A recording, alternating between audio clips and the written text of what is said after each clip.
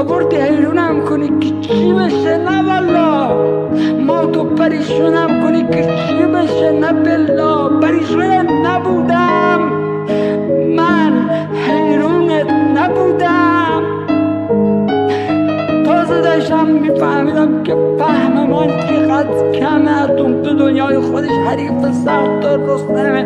گفتی ببند چشمات تو وقت رفتنه.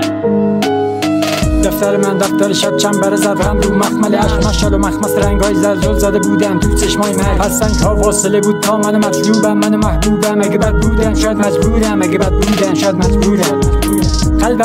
قلبم خسته است، قلبم خیلی وقت شکست. از دستش رفت رد داد و پر زد. دردم داره بست از پاییز زردم. شب پر شب شد پا شد و پر زد. ابرم پر بغزم. ساده بودم روزگار من دوزد. چرخ فلک کجاست حرمت نون نمک. چرخ فلک دنیا شده پر دوز کلک. چرخ فلک کار خدا باز دست قلم. از روزگارم به ملک بگو بنویس از حال بدم. چرخ فلک کجاست حرمت نون نمک. چرخ فلک دنیا شده پر دوز کلک. چرخ فلک کار خدا باز دست قلم. از روزگارم به ملک بگو بنویس از حال بدم.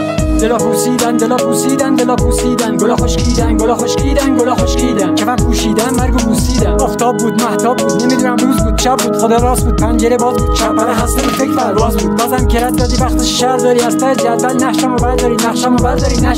پرنده سمت آشیانه میرفت و فصل هر روز بدن تازیانه میزد. جهل ازم مالیات میگرفت. شبونه صیاد ماهیامو میگرفت. چرخ فلک کجاست حرمت نون نمک. چرخ فلک دنیا شده پر دوز کلک. چرخ فلک کار خدا باز دست قلم. از روزگارم به ملک بگو بنویس از حال بدم. چرخ فلک کجاست حرمت نون نمک. چرخ فلک دنیا شده پر دوز کلک. چرخ فلک کار خدا باز دست قلم. از روزگارم به ملک بگو بنویس از حال بدم.